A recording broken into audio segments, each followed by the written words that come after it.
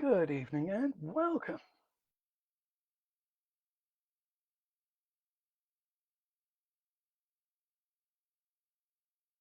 Hello, everybody. I hope that you're all able to hear me and see me. Oh, you will be able to see me very shortly. It's all going to be extremely exciting.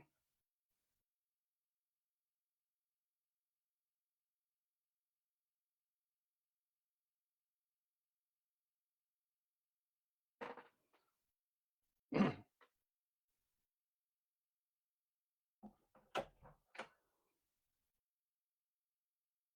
it working? Can you see me?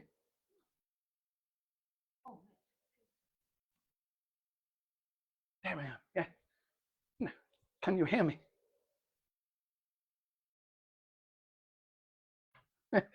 Testing, testing. 1, 2, 3.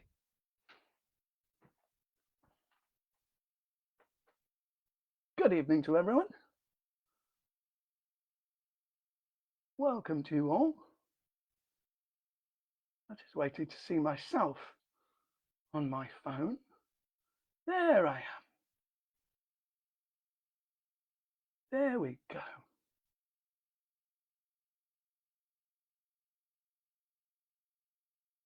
Hello, Tariq. Hello, Carolyn. Good evening to you. I've got something special for you. For those of you that are regular visitors. Oh, we've got subtitles as well tonight. That should be exciting. So I just need to check that I'm coming through loud and clear, that my audio is good. If someone could let me know if they can hear me okay. I'm assuming they can because it's translating what I'm saying into subtitles, which is always a good start.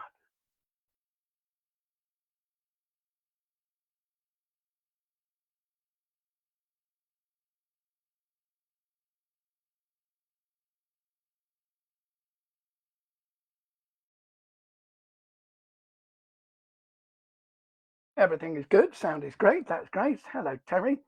Hello, Carolyn. Now, I said that I've got a special surprise for you.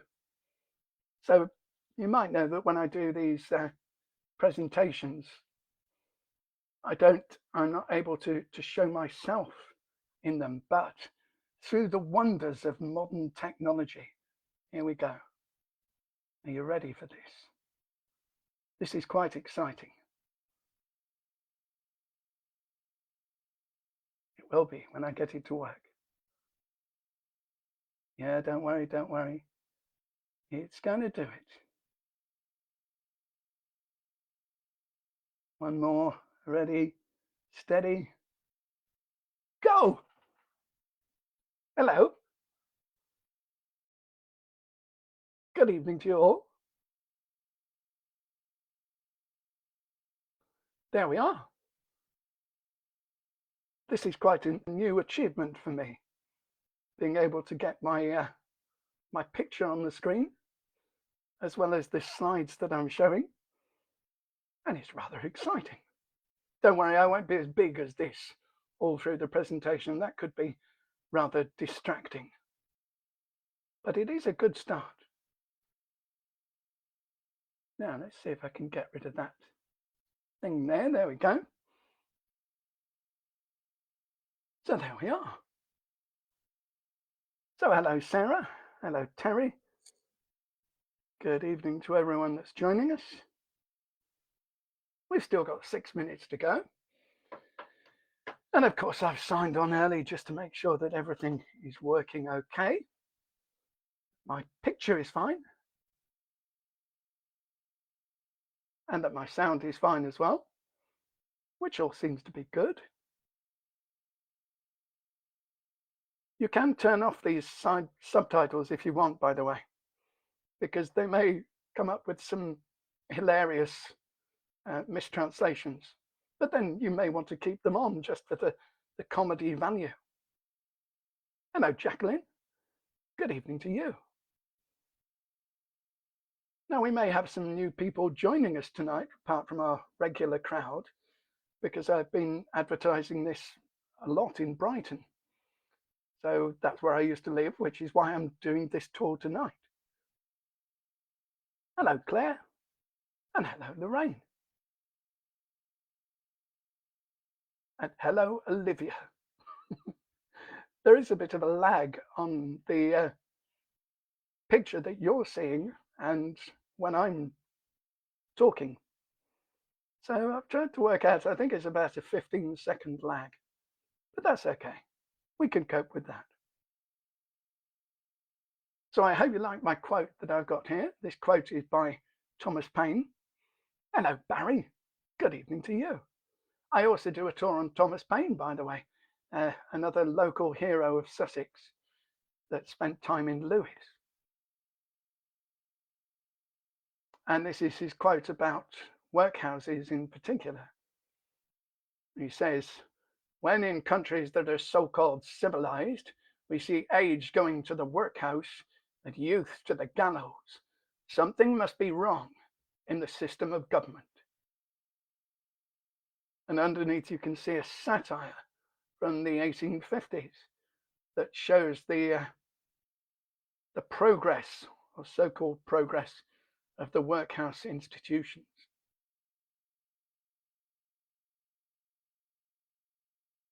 So Barry, you'll notice that I've got new technology here tonight. So normally I'm not able to show myself and my slides at the same time, but I've actually found a way of doing it. It's through PowerPoint, if you want to know. There's a feature called Cameo, which means that you can superimpose a picture of yourself or a video of yourself over the slides, which is pretty cool. I think it is anyway. Hello, Julie. Good evening to you. We've still got 5 minutes to go. 3 minutes to go, in fact. And we will, of course, start on time, as we always do. And along the way, my darling Olivia, who's also watching this at the moment, is going to be posting links. And that's how you can tip me on PayPal and buy me a coffee. And if you're not already a part of my group, you can also join my group.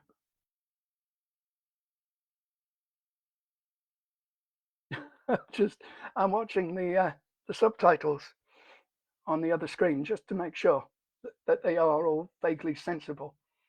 I hope they are, but there may be some words that get hilariously mistranslated, which will probably just add to the comedy value of the moment. So we've got a couple of minutes left and we will start on time as always. So welcome. This is quite a special tour. This is one of many online virtual tours that I developed when I was living in Brighton and also used a lot when it was COVID. And this one is, I've also performed live on stage in pubs and other small theatres around Brighton. There's a theatre at the back of St. Nicholas's Church that I've used.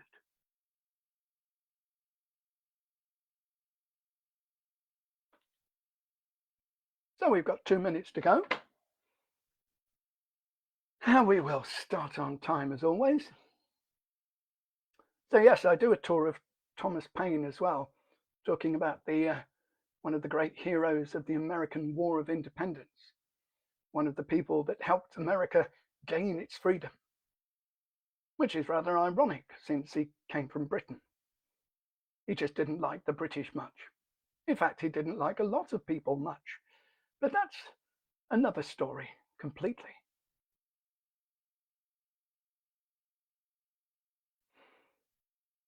Hello, Natalie.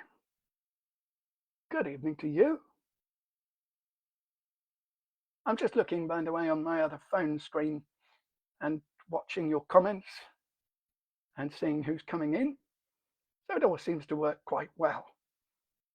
Those of you that have done these kind of things before will be stunned to see my face up here. My face often stuns people for various reasons. But in this case, it's a way that I found of presenting on PowerPoint that means that I can have a small icon. Now, I know at the moment it's a big icon, but don't worry, it won't be this big throughout the entire tour. That would be too distracting.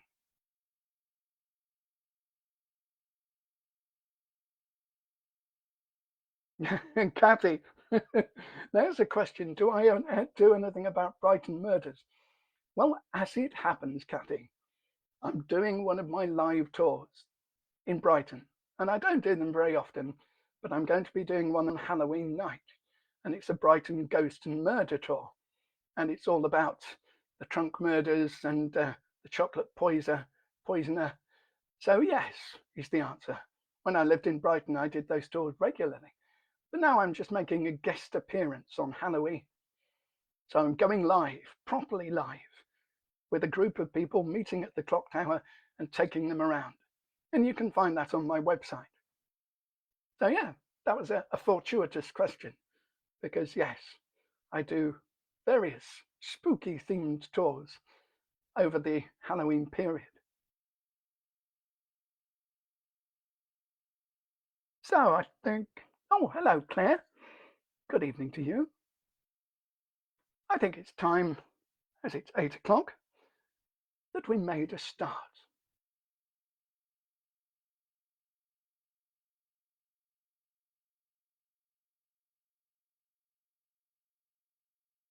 The evening arrived.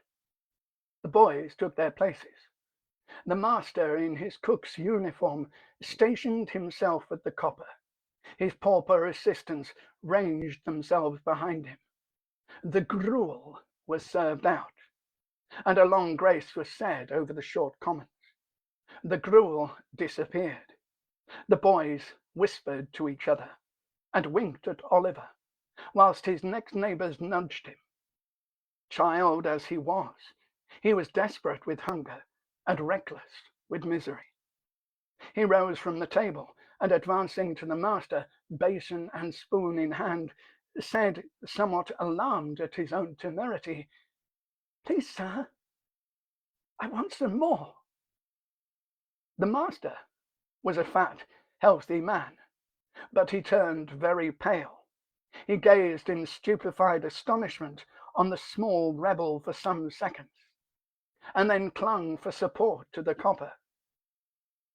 The assistants were paralyzed with wonder, the boys with fear. "What?" said the master at length. "Please, sir," said Oliver, "I want some more." The master aimed a blow at Oliver's head with the ladle, pinioned him in his arm, and shrieked aloud for the beadle. The board was sitting in solemn conclave when Mr. Bumble rushed into the room in great excitement, and addressing the gentleman in the high chair, said, "Mr. Limbkins, I beg your pardon, sir. Oliver Twist has asked for more." There was a general start. Horror was depicted on every countenance. "For more?" said Mr. Limbkins. "Compose yourself, Bumble, and answer me directly. Do I understand that he asked for more after he had eaten the supper allotted by the dietary?" "He did, sir," replied Bumble. "That boy will be hung," said a gentleman in a white waistcoat. "I know that boy will be hung." That's, of course, from Oliver Twist. And Dickens has given us a stereotyped version of workhouse life, a version that's gone down through history. Whenever you mention workhouses, people often think of Charles Dickens. And part of that is the enduring popularity of the tale itself. Most notably in the lovely 1970s musical version that we all know and love, with Oliver Reed as Bill Sikes. But this is all based on Dickens' own experiences. And Dickens scored an amazing hit with Oliver Twist, as he did with many of his novels. But it was all based on his real life experiences. And that's because Dickens spent many hours walking around London. He would walk for miles at a time, and that's where he would gain the insight for the characters that he would use in his novel. And he also spent time in a workhouse. He wrote a story about it in a novel in a magazine called Household Words, and it was called A Day in the Workhouse. And sure enough, he actually spent a day in one of the London workhouses. And that gave him invaluable experience. And it helped to kind of cement the social conscience that he'd developed since he was 12 years old and had been put to work in a blacking factory in order to bail out his father, who was in jail. He didn't have a really nice life to begin with. So it was this social conscience that really pushed forward most of his novels. Oliver Twist had never actually meant to be a novel in the first place. It was meant to be a polemic, a kind of collection of ideas, kind of to talk about the way that the working man was being subjugated at the time. But instead, his publisher said it would be a much better idea to turn it into a novel. And that's where Oliver Twist was born. But the ideas within Oliver Twist are very pertinent to the actual workings of the Victorian workhouse. And that's what we're going to talk about tonight. We're going to talk about one of these workhouses in particular. And it's here in Brighton. There are many of these workhouses around the country, but there's something quite special, quite unique about Brighton Workhouse. And I'll explain what that is as we go. As well as that, we're also going to be going over the history of the workhouse and finding out why these places were built in the first place, what purpose they served, and whether they served it well. But to start with, we're up on Race Hill. They served and whether they served it well. But to start with, we're up on Race Hill at the top of Brighton, near Brighton Racecourse. And this view, from Google Earth, of course, is what this area looks like now. So you can see there are two main roads going down it, Freshfield Road and Elm Grove. And right at the intersection here was where the workhouse was. Right opposite the racecourse, the poorest people in the community rubbing shoulders with the richest. The racecourse was popularised by the Prince Regent, the bad boy of Brighton, George IV. And the thing that makes this particular workhouse so unique is because it's not really changed very much. And you can see that from the original plans drawn up in 1867. You can see what Brighton Workhouse looked like when it was originally built, and you can see the buildings around it. And the amazing thing is that many of those buildings are still standing. And as we'll find out, that's not the case in many workhouses around the country. So if we use this stunningly good computer-generated software to demonstrate that, actually I used Microsoft Paint. That's the kind of guy I am, firmly rooted in the 1980s. But this overlay, I did try other ways, but nothing seemed to work. So this is back to basics. And it shows the position of the buildings in the old map of 1867 compared to our modern version. And you can see that a lot of the original buildings are still there. Although, of course, they're used for many different purposes now. But in order to find out the history of the workhouse, we need to go back to its origins, and we need to find out where the workhouse evolved and how Britain used to care for its poor and needy. This is what the workhouse looks like now. And it's a place that has a special connection for many people for various reasons. It's also got a special connection for me because I used to work there. I worked there as a social worker when this was part of it was the social work department, children and families department. So I know this building well. I worked here for many years. But what I didn't know was the stories behind it. I knew it had been a workhouse at one point, but that was about it. But now, of course, I've done a lot more research. And that research takes us all the way back to medieval times. And in medieval times, the way that the poor and needy of the community were looked after was, as you can probably guess, through the church. So the church and the people that attended church had a kind of spiritual mission to feed the hungry and clothe the naked. And that was part of their Christian obligation. And this network of churches provided alms as well, provided the money that would support the poor outside the church. But many of them were taken in and put in places called almhouses, the kind of very small cottages that were specially designed for them. So this is the way for hundreds of years that our social care system used to work, that the church and its associated clergy would look after the poor of the community, including the lepers. Leprosy in the 13th and 14th century was huge at the time. But that all began to change. And it changed, of course, in the reign of Henry VIII. Henry VIII came along and dismantled the religious system that had worked well for so many hundreds of years. And he did that for his own personal reasons, of course, because he wanted to marry again, because he wanted a male heir, and because he wanted the wealth of the Catholic Church. As we go through this tour, by the way, everyone, do feel free to comment. It's not one of those presentations where you just sit back and watch. If you feel you have something to say or you have a question, please do chip in.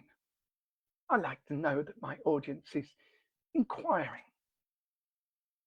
So Henry VIII came along, destroyed the Roman Catholic Church, formed his own church, the Church of England, and you can see that in this satire.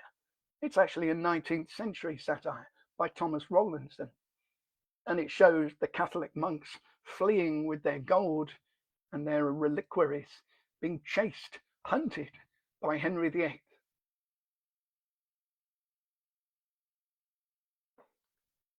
But that all began to change. That meant that there was no social support system in place. So gone were the days when the church would be expected to care for people. Workhouses were really bad in those days. Exactly, Kathy. We're going to find out just how bad they really were. So there wasn't any more this kind of religious obligation to look after the poor, or it wasn't as well developed and well thought out as it had been. And so it became a place, the duty of individual boroughs. But at the time, there weren't really boroughs, not as we know them today, or counties. Instead, what there were hundreds.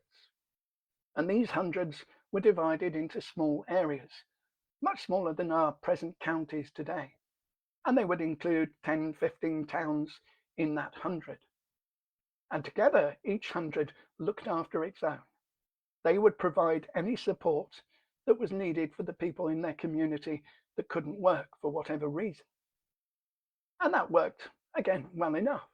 It worked for most people, but it didn't work for the wandering mendicants, the beggars, if you like, the ones that went from place to place, travelled around the country, the travelling community that we've got today.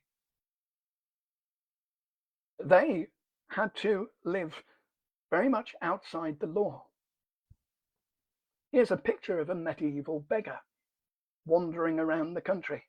I love this picture because even his dog has got a begging bowl and he's joining in the fun.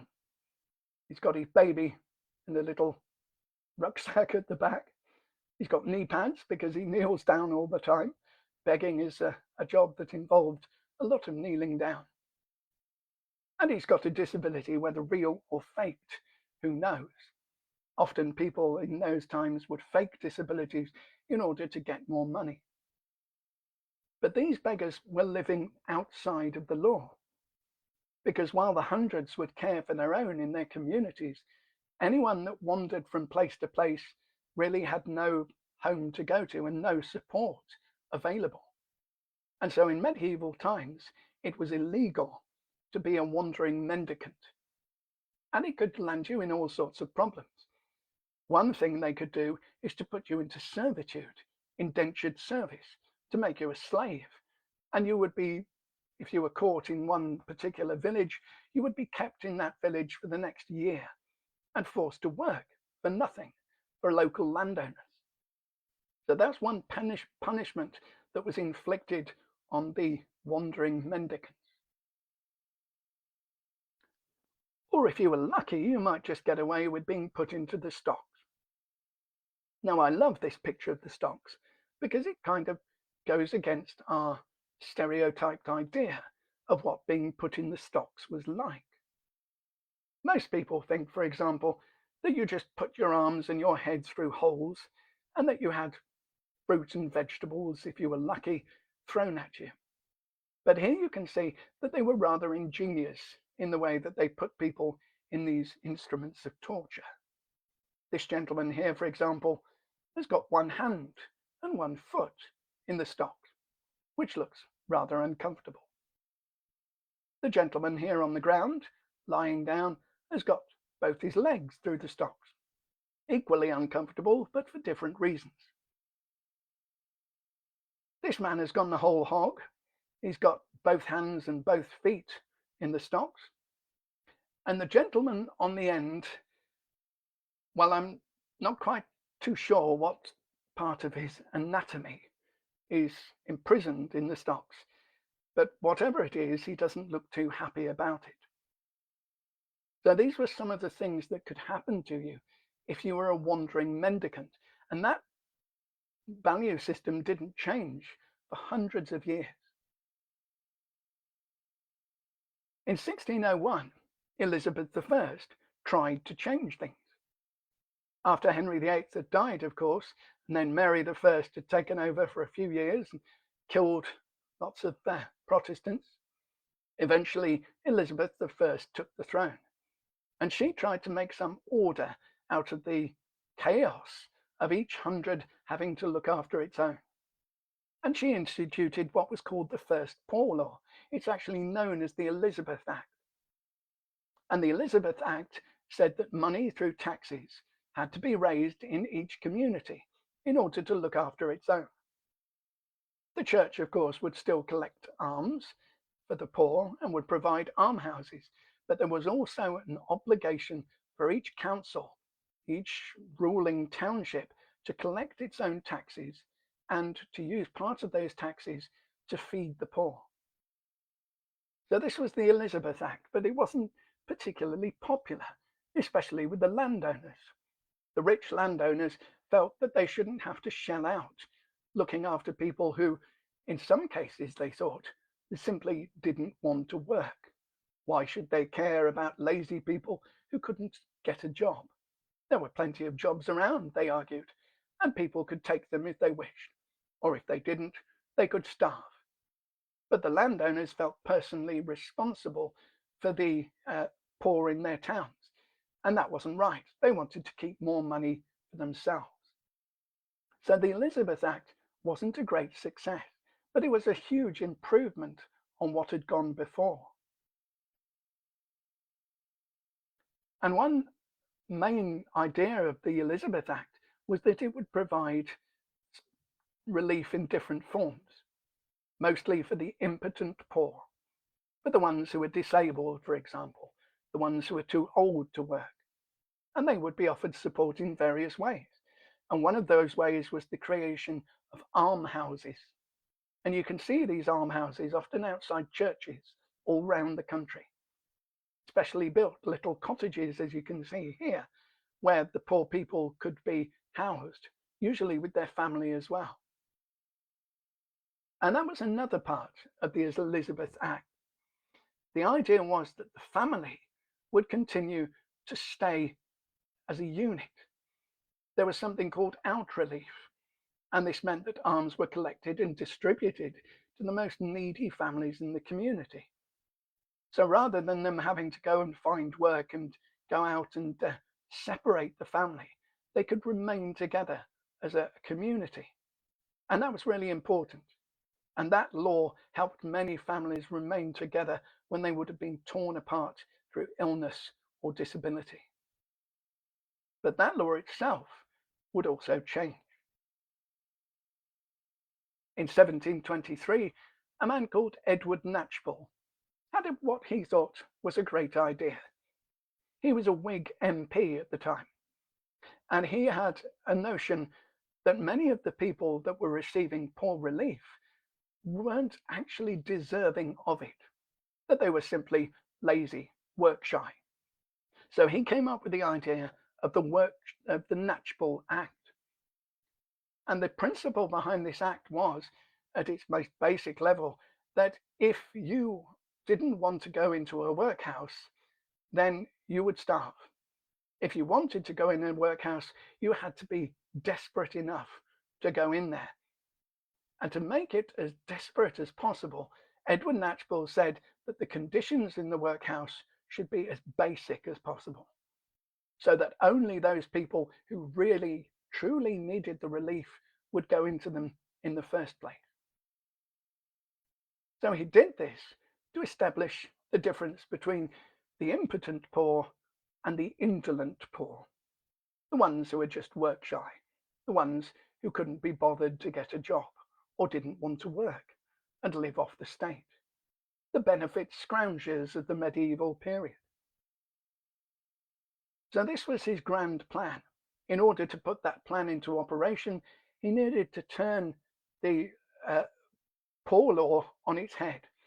And instead of every county having a moral and religious obligation to look after its own, he made it into a business. And these posters started popping up all around the country. Proposals for the employment of the poor and for the prevention of license and consequence thereof of begging, a practice dishonorable to the nation and to the Christian religion. So there was this idea that the poor were, in many cases, simply shamming, that actually they could work if they had something to do. And Edward Knatchbull gave them things to do. He created poor houses. They weren't called workhouses at the time. And notices like the one on the right began to pop up all over the country. To builders and contractors, notice is hereby given to design and build a poorhouse. Sometimes these poorhouses were in the estates of large landowners, and the landowners put the poor to work, obviously for free. They didn't receive a wage, they had to make their own clothes, grow their own food, but at least they were given a roof over their heads. But this also provided very cheap labour for these landowners. This situation was made even worse in 1834. Prince Regent Prinny had just died, and his brother William IV took over as king. And William IV was approached by a group of councillors who tried to tell him that they thought the conditions in these poorhouses needed to be addressed, because it was said that the conditions were too good, that the inmates were living in sometimes luxurious conditions. There were tales of workhouses where wine was served with meals at the weekend, that they were eating roast beef almost every day. So William established a commission, and this commission travelled around the country investigating these stories of workhouses being too luxurious. And again, we turn to Oliver Twist to tell us more. The members of this board were sage, deep, philosophical men, and when they came to turn their attention to the workhouse, they found out at once what ordinary folk would never have discovered. The poor people liked it. It was a regular place of public entertainment for the poorer classes, a tavern where there was nothing to pay, a public breakfast, dinner, tea, and supper all the year round, a brick and mortar Elysium, where it was all play and no work. Oh, oh, said the board, looking very knowing. We are the fellows to set this to rights. We'll stop it all in no time. So they established the rule that all poor people should have the alternative, for they would compel nobody, not they, of being starved by a gradual process in the house or by a quick one out of it. With this view, they contracted with the waterworks to lay on an unlimited supply of water, and with a corn factor to supply periodically small quantities of oatmeal, and issued 3 meals of thin gruel a day, with an onion twice a week, and half a roll on Sundays. They made a great many other wise and humane regulations, having reference to the ladies, which it is not necessary to repeat. Kindly undertook to divorce poor married people in consequence of the great expense of a suit in Doctors' Commons, and instead of compelling a man to support his family as they had theretofore done, took his family away from him and made him a bachelor. So, as a result of this report that came back to William IV, they went around the country and they regulated these poorhouses, and they changed the name. It was no longer a poorhouse, it was a workhouse. And the idea was spread around the whole nation that those who were begging were doing so because they should find work, that they were simply too lazy. As you can see on the satire on the right. The idea behind this satire, again by a man called Thomas Rowlandson, is that the needle and the thread are incredibly hard to, to put together. So to thread one needle through the eye of another needle is a very difficult task. And in this case, the rich man is the man who's being approached by the beggar.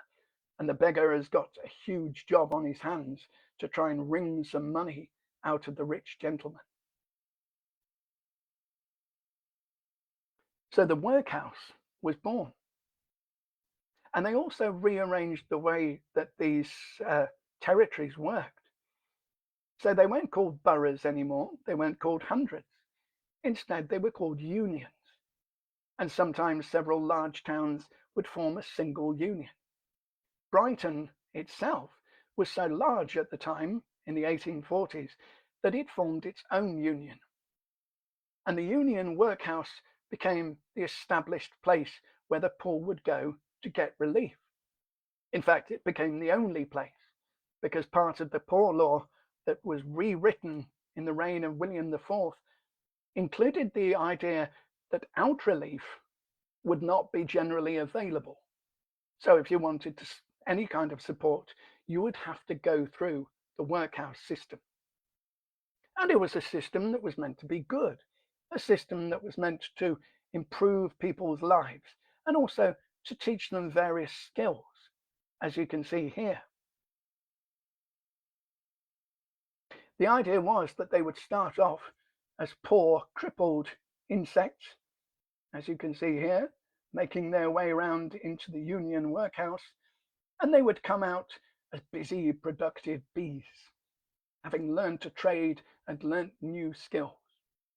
They would be looked after by the matron and the guardian, and the board of guardians would sit at the top level, making sure that only the right people, the most needy people in their opinion, got into the workhouse in the first place.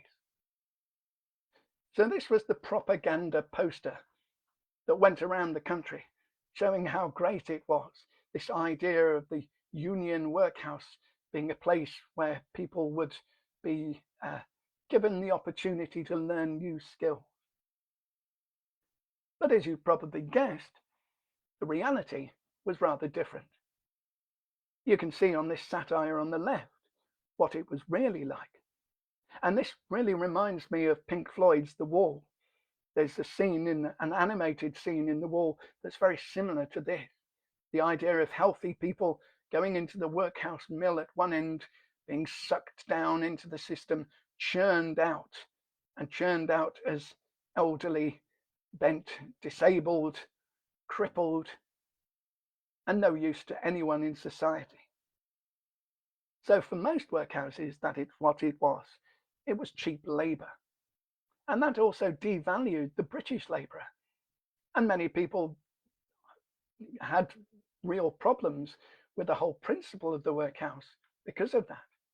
You can see here another satire, a British labourer, age 60, price 22 shillings. And here a British pig, price 33 shillings.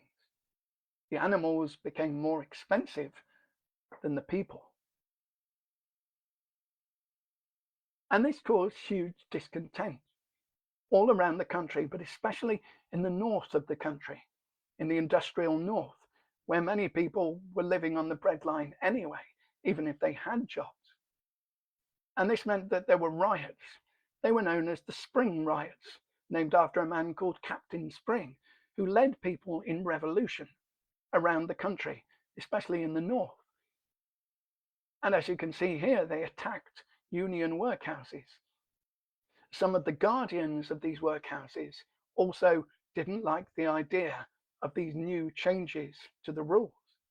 In fact, one of the guardians of a workhouse in Brighton said that if he and his family were ever reduced in circumstances where they had to enter a workhouse, he would take out his pistol and shoot the first person that tried to separate him from his family. And that was a huge part of it: separation, segregation. These new purpose-built workhouses were designed in a shape like this, often a star shape, looking very much, of course, like prisons. And there's a huge similarity between prisons and workhouses, as we'll find out through the tour. And the idea was that the different ages and different genders would be stored differently, kept differently in these buildings. So men would be in one part, women in another, children in another, and elderly and disabled kept in a smaller house right at the back.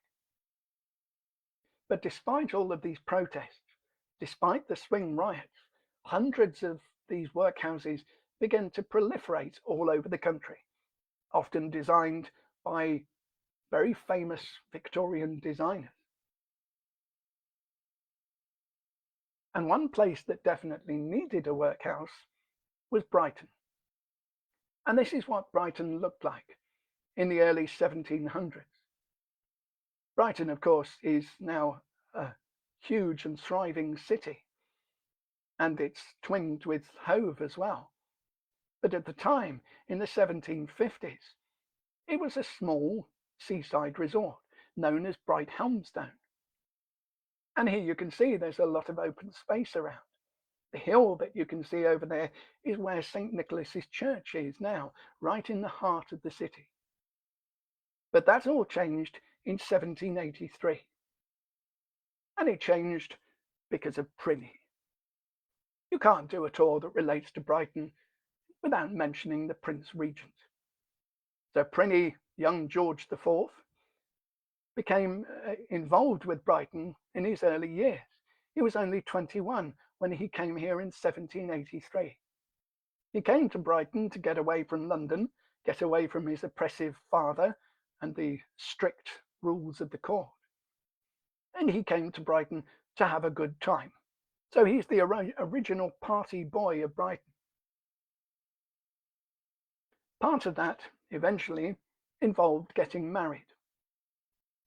And one of the reasons that he was built the Brighton Pavilion was for his mistresses, not for his wife. This is Queen Caroline. The two of them were not terribly well matched. Queen Caroline proved much the popular of the two. But as you can see in the satire, again by Thomas Rowlandson, you can see that they were seen as objects of ridicule by many people. But in the early days, when Prince Regent was looking young and suave and handsome, as you can see on the left, he encouraged the growth of Brighton. So after 1784, thousands of people started to flock to this small seaside town of Brighthelmstone, looking for a new life, looking to be near the royal family who had now settled there.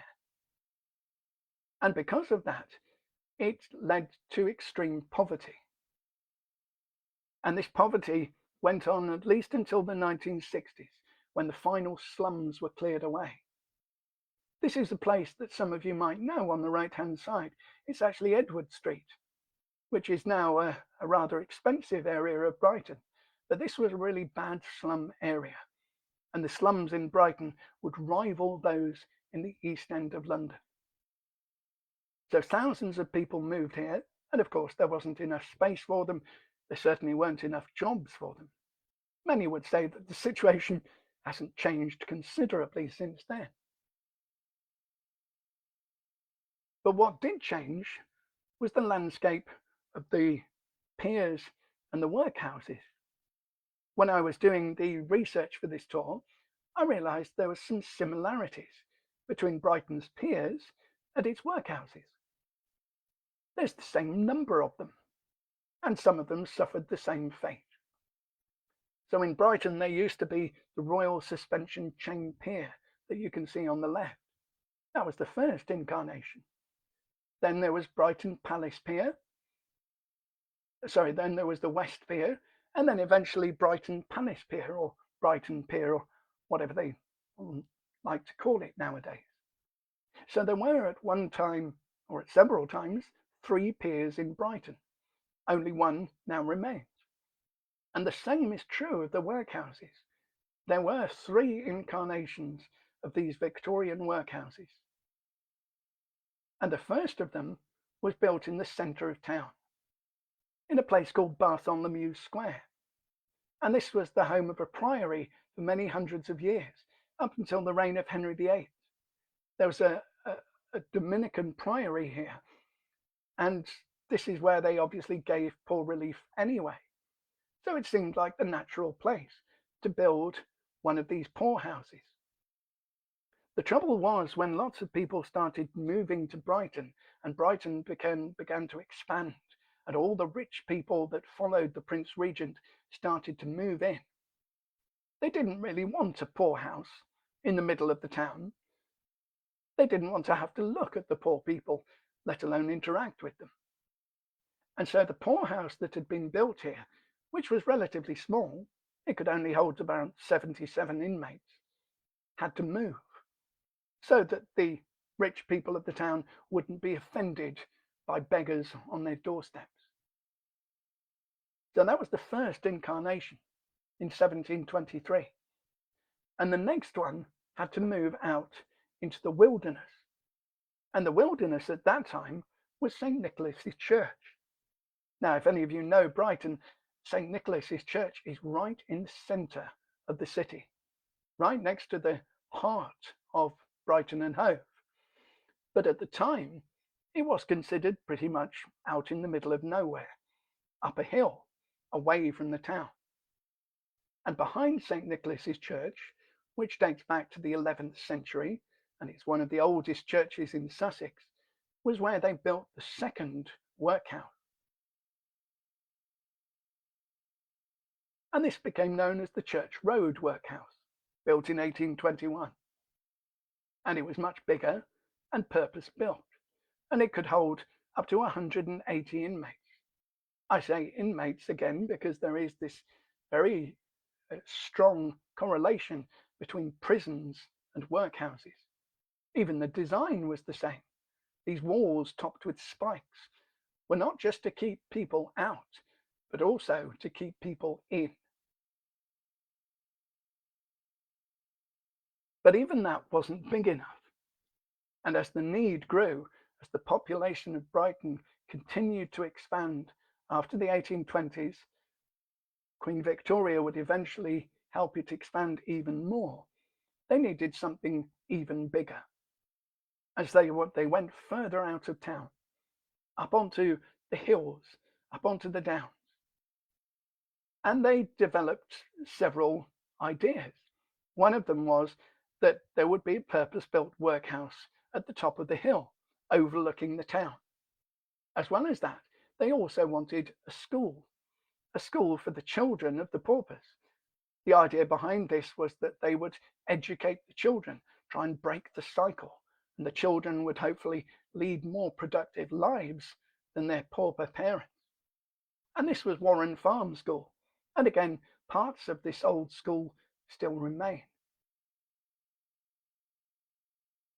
But to do that, they needed water in order to build this grand new workhouse and the school that accompanied it. They needed to have a fresh water supply.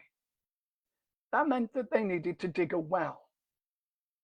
And they dug this well at the top of the hill. They couldn't pump water up, that was considered much too expensive. So instead, they hand dug a well. And the people of Church Road Workhouse found themselves, the able bodied men, with new jobs. They all started to dig, and they dug for around 3 years, deeper and deeper into the chalk, looking for water. And it took them quite a long time to find it. While they were digging, the work was going on developing the new workhouse just down the road. Eventually, they found water, but they found it at a cost. In doing so, they'd managed to dig the deepest hand-dug well in the world. And that's still the case. It still holds that record.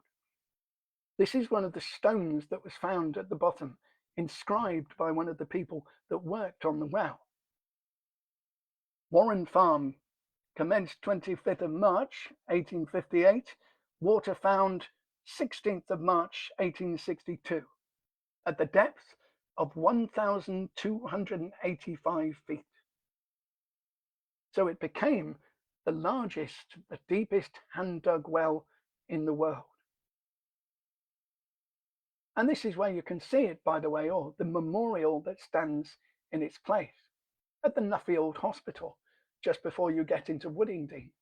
There's a kind of memorial stone that was laid for this well. The well itself, of course, has not been used for many, many years, but you can still peek down and see into its murky depths. So once the well had been dug, the church bells rang out all around Brighton. Finally, it was time for the new workhouse to take its place at the top of the hill. Oh, and the stone, the memorial stone, was laid here at the front of A block, Arundel building, as you can see. And this stone was laid by Lieutenant Colonel Robert Morsoom, who was one of the guardians of the workhouse. So in 1865, it was finally opened for business, and it was a huge project. It could hold up to 320 inmates. Here's A block, Arundel building, now the main entrance to the outpatients hospital that's based there. And this is, again, very similar to other buildings all around the country, that the A block, the main buildings, have survived. But in the case of Brighton, other buildings around it have also stood the test of time. So in 1865, the new workhouse on top of the hill was finally open for business. But it wasn't simply a case of coming up to the gates of the workhouse and asking to be let in. Instead, you had to face the Board of Governors. And you had to prove to the Board of Governors that you were worthy of getting into the workhouse in the first place. And this could be a harrowing experience. And many people fainted when they were coming to these workhouse interviews. So they would be met by the Board of Governors, and the Board of Governors would be the ones that would judge them, decide whether they were right to come into the workhouse, whether they were seriously poor and needy, or whether they were just pretending. And as you can see, people often fainted in front of this board of auspicious governors. The governors, by the way, were usually local business owners who had a vested interest in the workings of the workhouse. And again, Oliver Twist tells it best. "Bow to the board," said Bumble. Oliver brushed away 2 or 3 tears that were lingering in his eyes, and seeing no board but the table, fortunately bowed to that. "What's your name, boy?" said the gentleman in the high chair. Oliver was frightened at the sight of so many gentlemen, which made him tremble, and the beadle gave him another tap behind, which made him cry. These 2 causes made him answer in a very low and hesitating voice, whereupon a gentleman in a white waistcoat said he was a fool, which cheered him up no end, and was a capital way of raising his spirits and putting him quite at ease. "Boy," said the gentleman in the high chair, "listen to me. You know you're an orphan, I suppose." "What's that, sir?" inquired poor Oliver. "The boy is a fool. I thought he was," said the man in the white waistcoat. "Hush," said the gentleman who had spoken first. "You know you've got no father or mother, and that you were brought up by the parish, don't you?" "Yes, sir," replied Oliver, weeping bitterly. "What are you crying for?"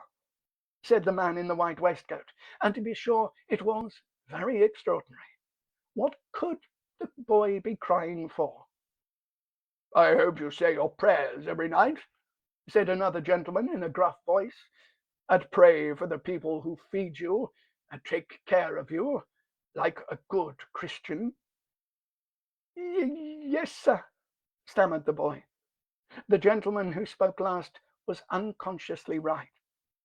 It would have been very like a Christian, and a marvellously good Christian too, if Oliver had prayed for the people who fed and took care of him. But he hadn't, because nobody had taught him. So this was the traumatic experience that people had to face in order to get into the workhouse, the interview with the Board of Governors. Many people, of course, turned up at the workhouse gates, hoping to try their luck, to see if they could get in anyway. But the rules were very strict. One inmate from Brighton has his own recollections of his time at the workhouse.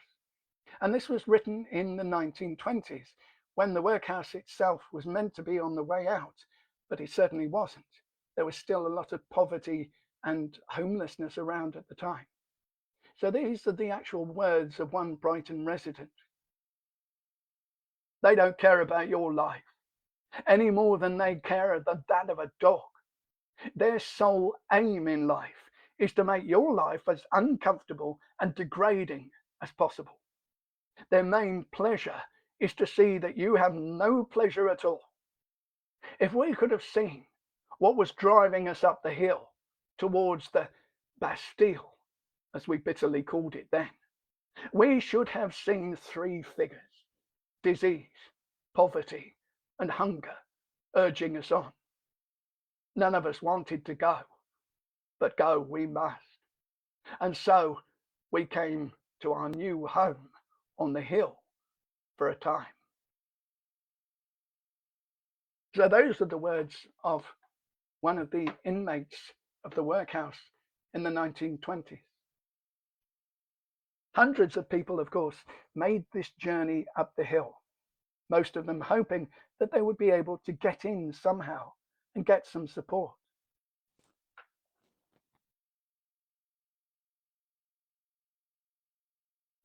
But rules had to be followed, and you couldn't just walk into the workhouse. There was a wall around it.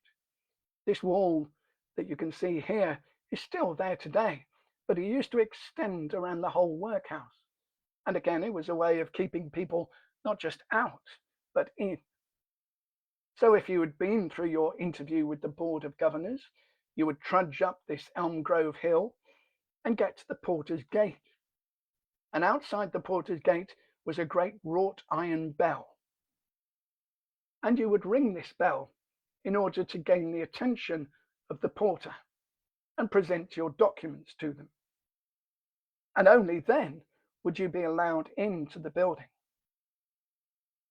And once you were inside the workhouse, a number of things happened to you. You lost a lot of things.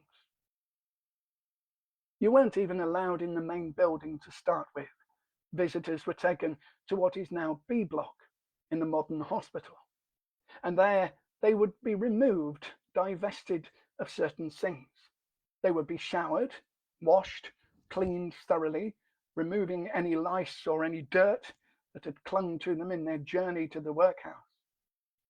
And they would also have their clothes removed, and they would be issued with workhouse uniform, looking, as you can tell, a lot like prison uniform. This uniform was very important. It marked them out as being inmates of the workhouse, and if they left without the express permission of the governor or the matron, then they could be arrested and transported or even hanged.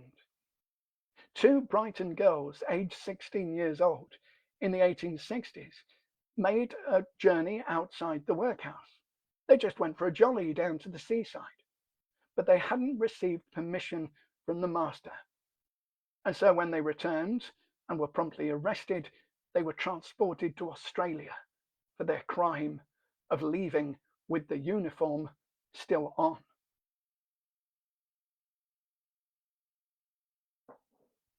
So you would lose your dignity, you would lose your clothes, you would lose any money that you had. Money wasn't allowed by the inmates in the workhouse, although I'm sure, as in prisons, it was sometimes smuggled in.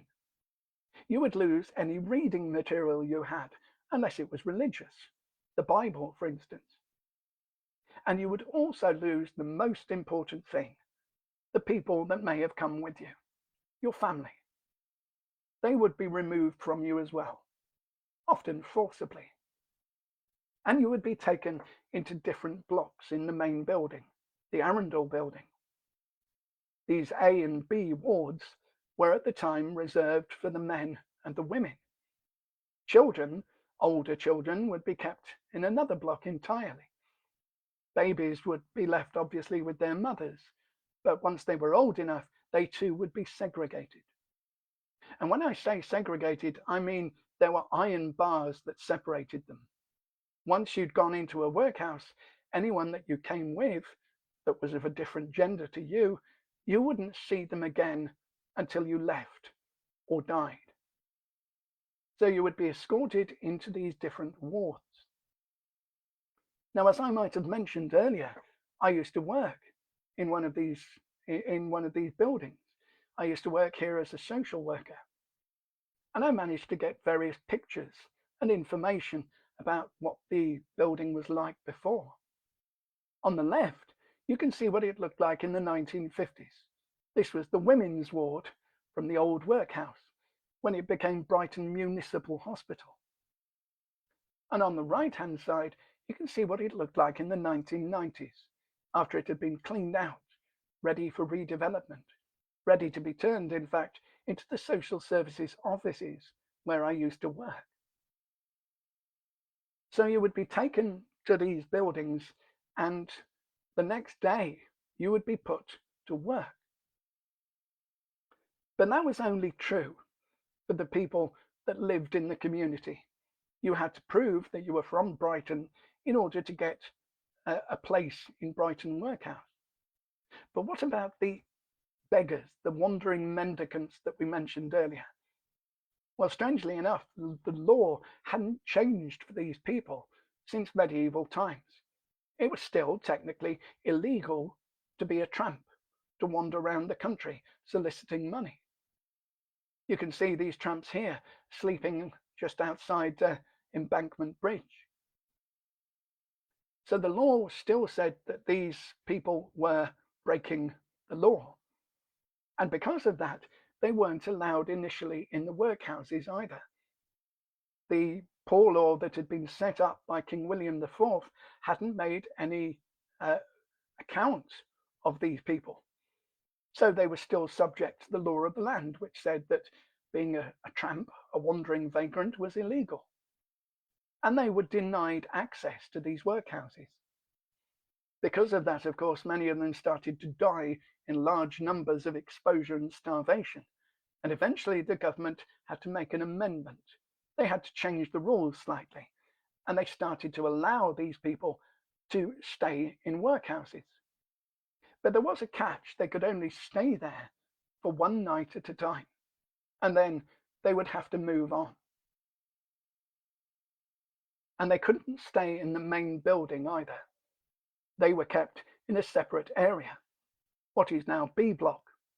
And this became the the place where these wandering mendicants, these tramps, were kept. And they were subject to the same rules that everyone else was.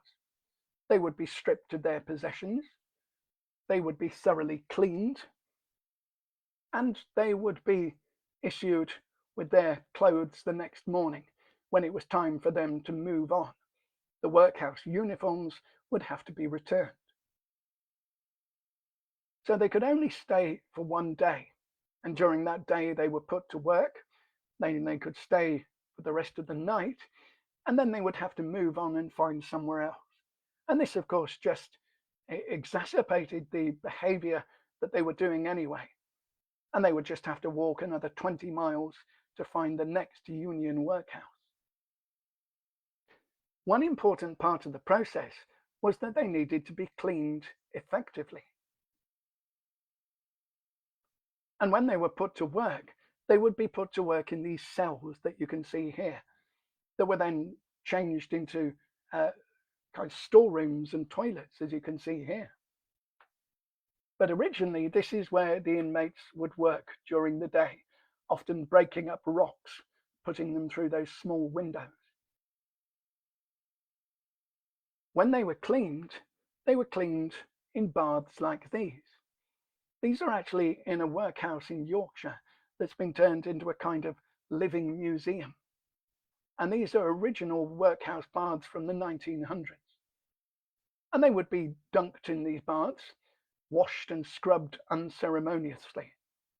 In the 1920s, they used detergent in order to make the work quicker and more effective.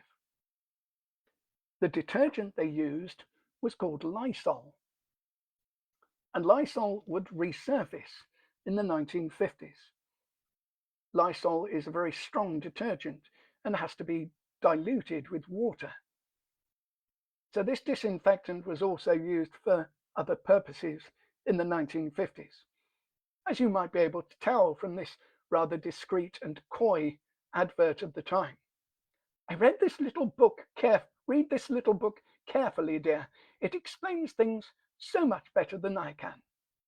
Basically, if people were having issues of hygiene down under, so to speak, then Lysol was the thing that was meant to do the trick, to clear up any infection. But it had to be suitably diluted, and nowadays Lysol is sold in sprays that are pre-mixed with water. But one of the stories that I heard about the workhouse inmates in the 1950s was that one inmate had come in off the street. He was a vagrant, and he'd been told to get in the bath, ordered to get in and make himself clean.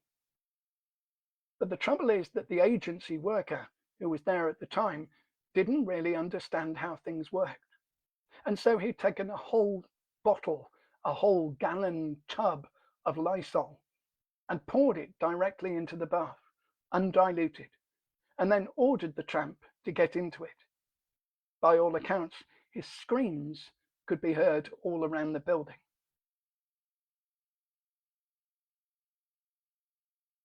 But for some people that came in, there wasn't enough cleaning that could be done to separate them from whatever infection they seemed to have picked up out on the streets.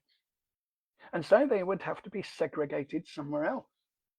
And they were kept in a special ward, which is now the Cookmere building, the Briggs unit. And this was known as the itch ward.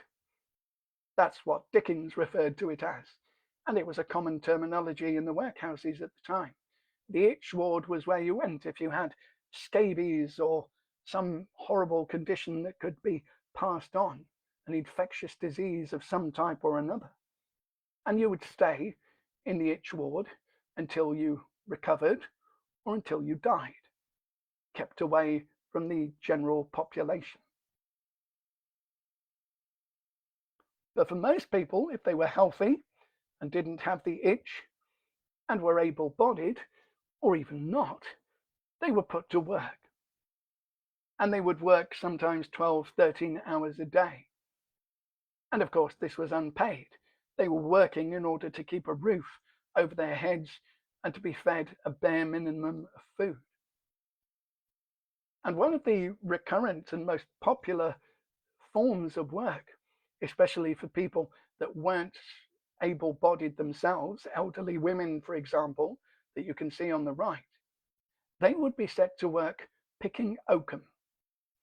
So, oakum is a mixture of rope and tar, and it was taken from the rigging of great warships and transported in huge coils, as you can see on the left.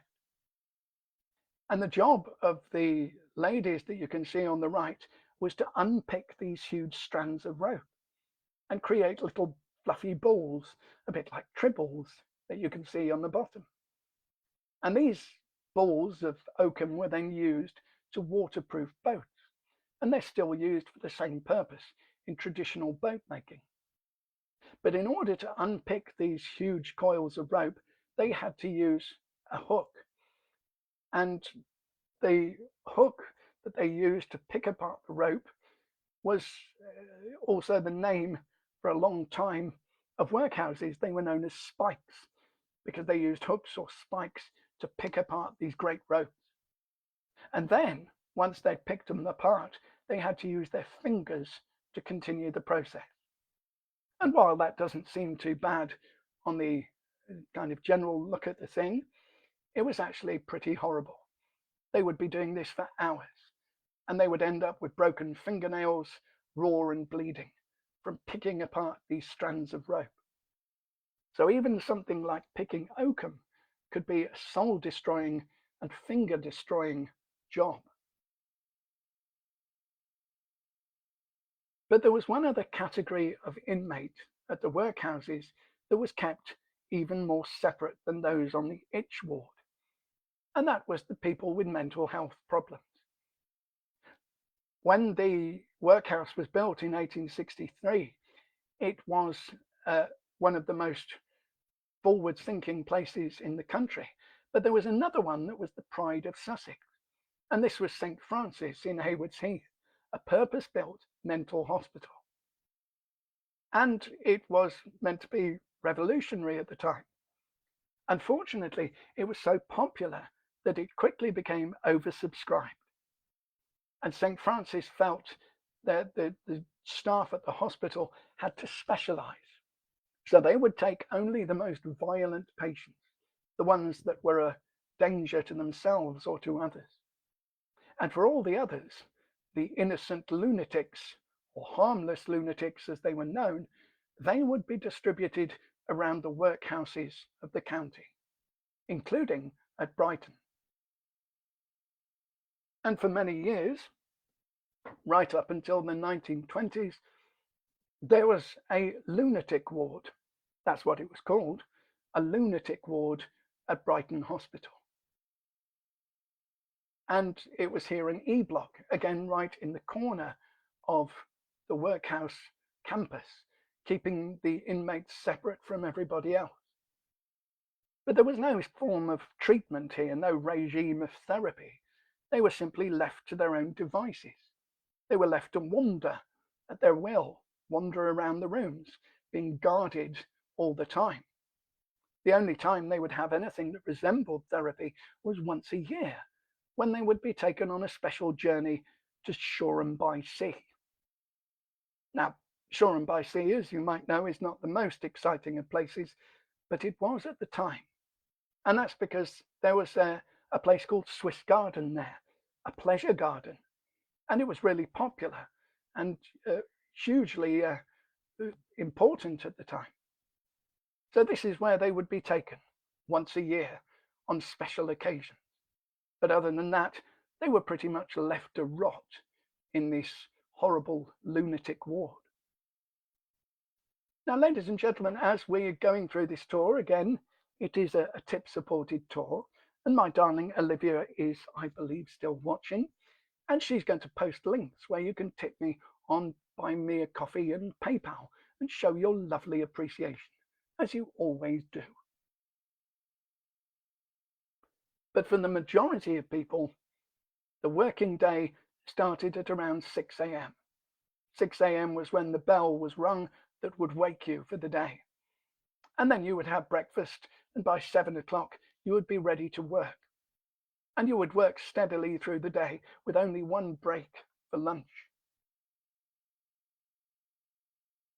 The workhouses, the workshops, where people used to do all sorts of manual labor jobs, are actually still there.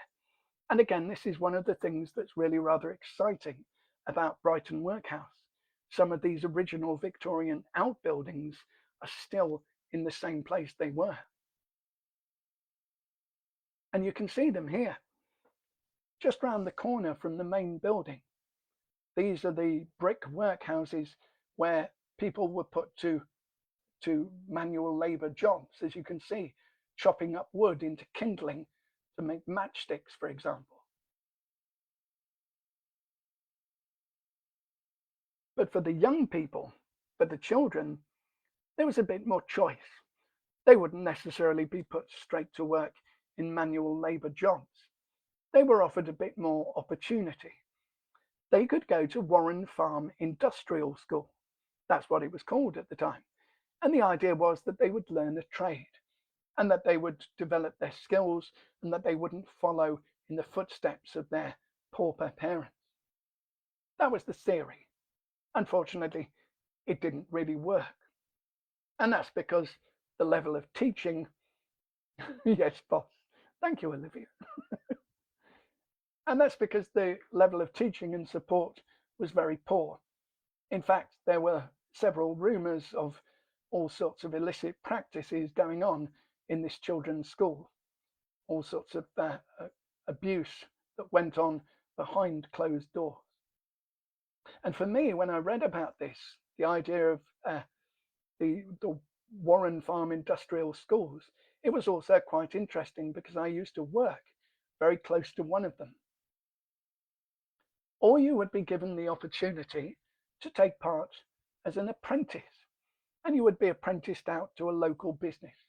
And there again, the theory was that you would learn new skills, become a respectable member of society. But again, that didn't really happen.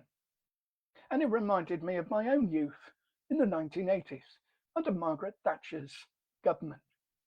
And Maggie had a great idea, or she thought it was, called the Youth Training Scheme. She did the same thing.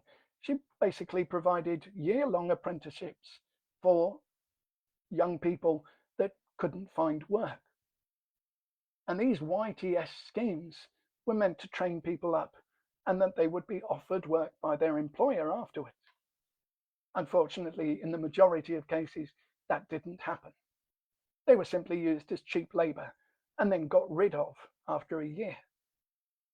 One of my colleagues, when I was very young, when I was a drama student in the Midlands, she was offered a YTS scheme as a cinema attendant.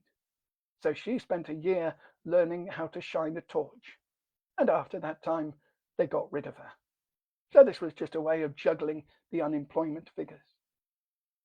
And in Victorian times, the apprenticeship scheme served a similar purpose, providing very cheap labour for the landowners and business owners down in Brighton. And again, Charles Dickens tells it best. There's a scene in Oliver Twist where Oliver is about to be apprenticed to a chimney sweep. And it's not something that appears in the movie version. He's also apprenticed as a junior undertaker, a mute, as they were called. But before that, he nearly became the apprentice of a chimney sweep. He overheard the chimney sweep owner saying that the way he motivated his children was to light fires under their feet, light candles, burn the soles of their feet, and that soon got them moving up those chimneys. So here he is pleading with the magistrate. Don't make your eyes red, Oliver, but eat your food and be thankful, said Mr. Bumble in a tone of impressive pomposity. You're going to be made a apprentice of, Oliver. Apprentice, sir? Yes, Oliver, said Mr. Bumble. The kind and blessed gentleman, which is so many parents to you, Oliver, when you have none of your own, are going to prentice you, and set you up in life, and make a man of you. And all at the expense of the parish, £3.10. £3.10, Oliver, 70 shillings, 140 sixpences, and all for a naughty orphan whom nobody can't love. As Mr. Bumble paused to take breath after delivering this address in an awful voice, the tears rolled down the poor child's face, and he sobbed bitterly. Come, said Mr. Bumble, somewhat less pompously, for it was gratifying to his feelings to observe the effect of his eloquence.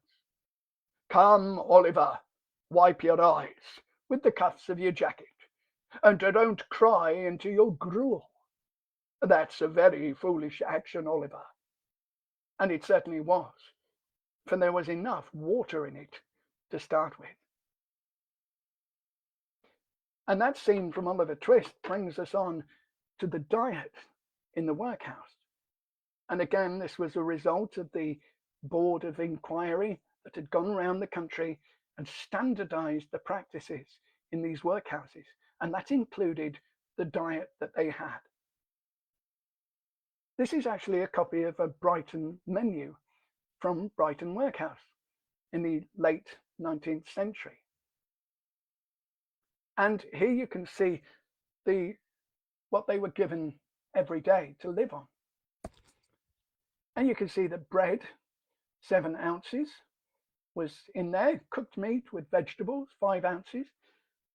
They wouldn't get that every day, of course, but they would get some during the week. They would be given cheese as well, but again, only on special occasions. Cheese was not a regular feature of the menu. And the thing that was regular was gruel. Gruel was given with every meal. And that's because gruel was very easy to produce. It was simply a mixture of oats and water, sometimes with honey added as well. And it could be used in different ways. It was a very diverse meal. It could be turned into a liquid, a kind of drink, and you could drink a pint of gruel, a kind of watery porridge. Or it could be made more solid and put into a bowl and used like porridge. So this was gruel, the infamous meal that Oliver Twist asks for more of in the musical version of the film. But gruel has made a little bit of a comeback. And in the 1990s, you could get all sorts of gruel recipes. And here we've got one, gruel campfire, plant fibers and 1 seeds, enhanced gruel, flavored gruel, honeyed gruel, spicy gruel. And I can imagine the kind of upper middle class parents, the ones that live in Hanover, for example, up on the Muesli Mountain, as it's known in Brighton, offering it to their children. Tarquin, dear, I've made you some gruel for your packed lunch. I've included some honey just for you as a special treat. So gruel has been adopted by the more affluent members of society as a modern alternative to porridge.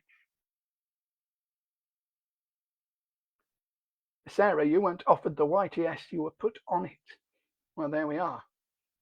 For some people, it obviously wasn't a choice.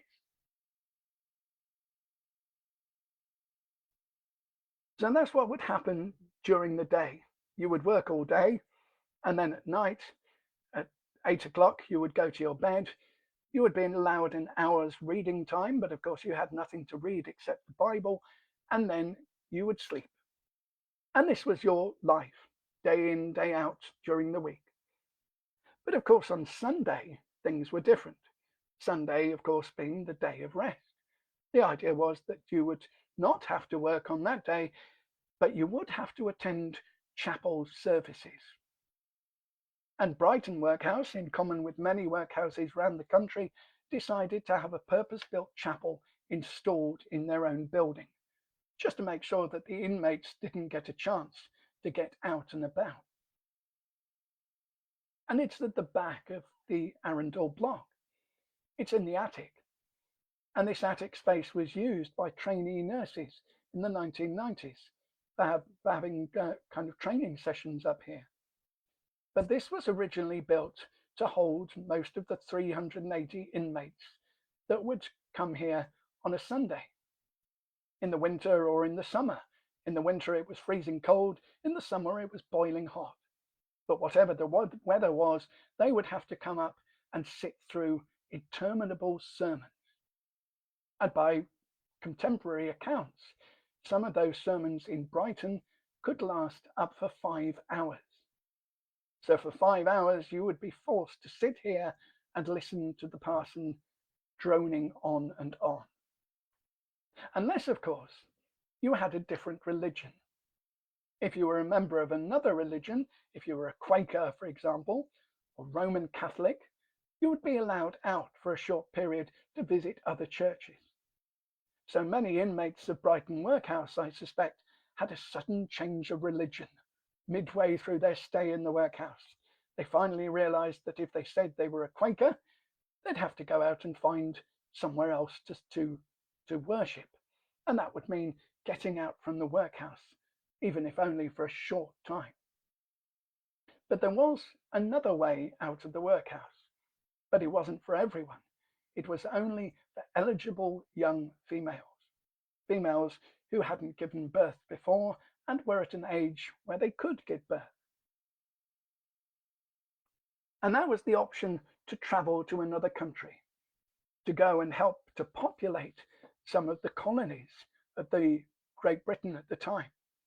Canada, for example, was asking for people to come, young women, to come and help marry off and to kind of kickstart the population explosion in Canada.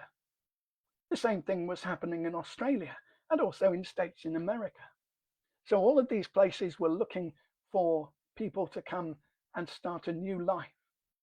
And this was offered to some of the young girls in workhouses all around the country. And the standard was that when they were sent to these other countries, if they agreed that they wanted to relocate, and to be honest, who wouldn't, given the choice was remaining in the workhouse. But if they wanted to relocate, they were only given 1 shilling, a spoon, and a Bible. And that was it. And then they would be carted off to these far-flung places. Now, this idea didn't really work, as you can probably guess. After a few years of this practice, the Canadian government started writing letters to the British government saying, please don't send us any more workhouse inmates. They're not getting married, they're simply ending up on the streets, begging for money. So this, although it seemed like a beautiful escape route for many people, actually turned out to be rather a nightmare. Meanwhile, in the early 1900s, the workhouse was in full flow. The Great Depression caused all sorts of problems with unemployment and poverty all around the world, and certainly in Britain. And there was as much need for a workhouse as there had been in the 1860s. Here you can see quite an amazing picture. And this shows people in the Edwardian period in the 1920s. And what they're doing is walking up Elm Grove. They're walking up towards the racecourse. So these are middle-class people off to spend their hard-earned money. And here are some of the elderly inmates of the workhouse above them. They're leaning over the wall with their caps in their hands. They are quite literally handicapped. And that's where, of course, the word comes from. They've got their cap in their hand, hoping to get some loose change from these affluent people walking up to the racecourse. But during the First World War, things started to change, and the workhouse was requisitioned. They needed space in order to look after injured Indian soldiers that were returning from the front. As you probably know, Brighton Pavilion was itself used as a hospital for injured Indian soldiers, and so was the workhouse. It became the Kitchener Indian Hospital. The same thing happened in the Second World War, but in this case, it wasn't used for injured Indian troops, it was used for amputees, people who had lost their limbs, and it became simply the Kitchener Hospital. But after these wars, it was back to business as usual. The inmates who had been dispersed to various places around the country were all brought back to the workhouse. But by that time, the poor laws obviously had been repealed, they'd been changed, and there were more effective systems in place to look after people that were in distress. And so the clientele of the workhouse began to change slightly. It had always had its fair amount of elderly people, but now it became almost entirely a place where medical assistance was offered. And it became Brighton Municipal Hospital in the 1950s, just before the NHS was created. And here you can see the patients in these wards that had once held the discontented paupers of Brighton. And Brighton Municipal Hospital began to grow and become more established. There was still a ward for the vagrants. That happened right up until the 1960s, a place where the wandering mendicants could go and seek some sort of shelter. But most of the workhouse was taken up with hospital duties. And finally, by 1960, the mayor of Brighton pronounced Bumble is dead. As far as he was concerned, the old idea of the Victorian workhouse was now gone forever. And this was reflected in the changing function of the workhouse at Brighton. And it became a municipal hospital and rivaled the hospital down in Brighton itself. But by the 1980s, things had started to go rather wrong. And that's because the workhouse wasn't set up to be a hospital. It was designed to be a workhouse. And so its functionality was kind of made more difficult because of that. And by the 1990s, the patients had started to leave the hospital and be cared for in other institutions. And it became an outpatients hospital, or part of it did. It also became part of the social services building that I used to work in for many years. There are still many of these buildings all around Britain. Some of them have been turned into living museums, and they tell the story of the workhouse very well. But Brighton is due for more change and redevelopment. The building itself has acquired lots of residential flats in the last 20 years, and it will acquire more in the future.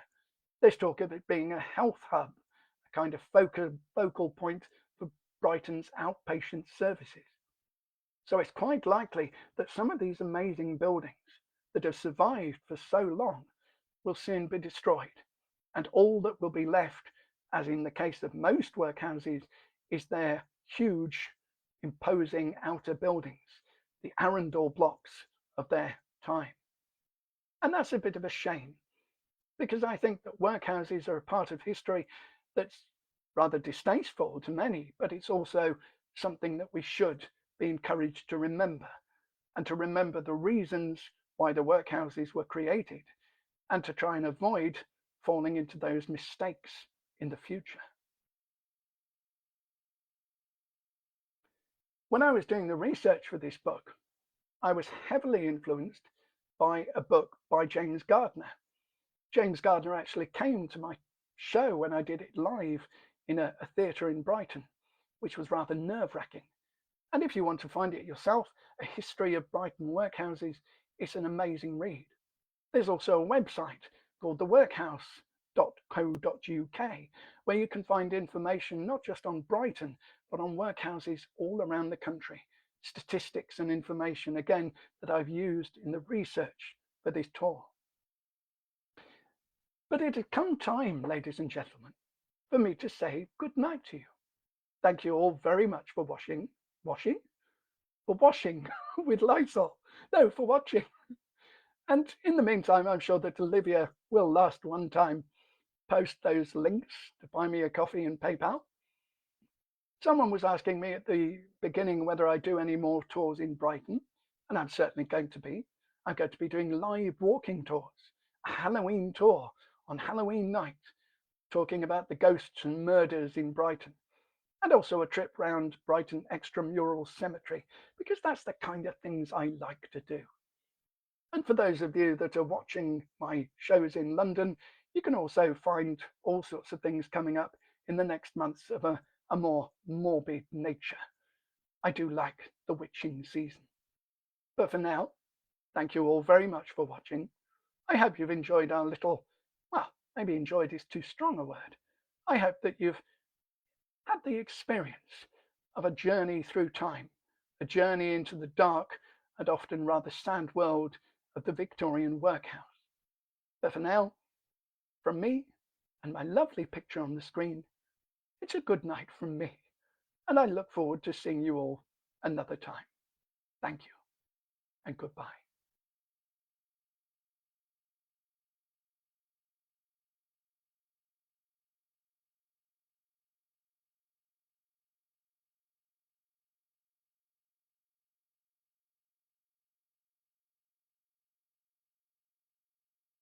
Oh, I've seen a late question from Cheryl. Were any workhouses considered better than others, or were they pretty much the same? Let me get back to my slide there, if I can. Oh, I don't know if I can. But let me tell you anyway, Cheryl. So the idea was they were all meant to be standardized. And that's the findings that came out of the commission from William IV. So no is the answer. They were all pretty much as ghastly as others. I think a lot depended on the quality of the guardians. If you had a good group of guardians or a good matron that was philanthropic and that cared for the inmates, then you were okay. But most of them, the rules tended to be pretty much the same. The impositions that were made on people were fairly standard around the country.